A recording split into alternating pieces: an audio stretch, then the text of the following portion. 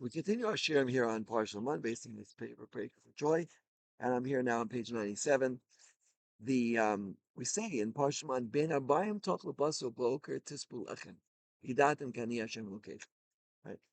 And by Yibera Vital Slav, the Kas Machane, or Boker is a Shikl Tal Svi Lachane. Why was there Slav before the Mon?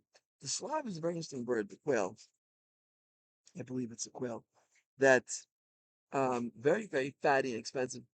I remember my first year I got to Israel. This was about over 30 years ago, over actually close to 40 years ago. My aunt, she's living We Be Well, she took me out to eat, and I went to the restaurant, and I saw the menu. They had Slav.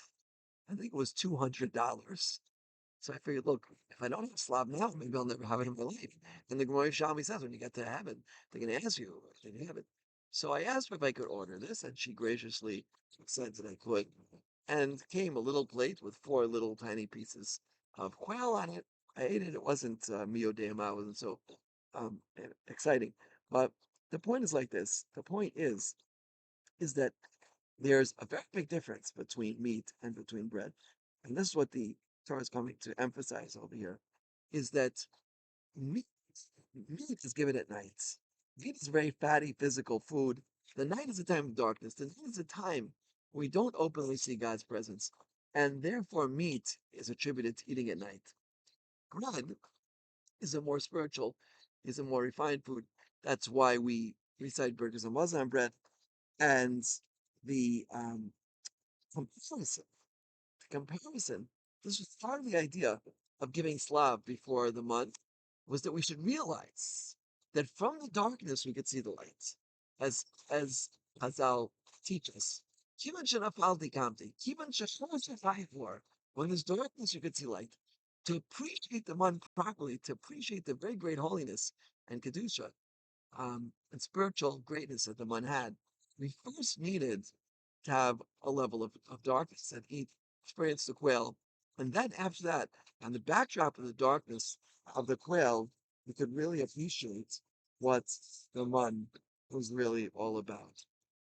So this was something which was very, very important. And we mentioned that previously earlier in the week, is that there was a big difference between the way that people asked for the money and the way that they asked for the Slav. The asking for the Slav was considered improper. Like, because you need bread to survive, right? But you don't necessarily need to have quail.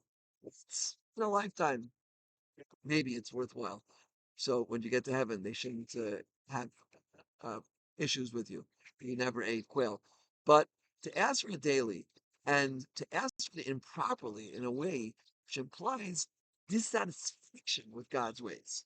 This is the main thing. Whatever God gives you, be content with that. This is one of the major issues. This is one of the major issues, one of the major attributes that Parashat comes to deal with. That be satisfied, be happy with what one gives you. A lot of people have asked me, it doesn't actually say that all your financial needs will be met if you say partial one. It says you'll never be lacking anything you need. And what's the difference? The difference is the first thing a person has to know is what do you need? My close friend and my brother's brother-in-law, Rabbi Chaim Goldberger, of Minneapolis, Minnesota. So he wrote a wonderful book called The Six Steps of Bitachon.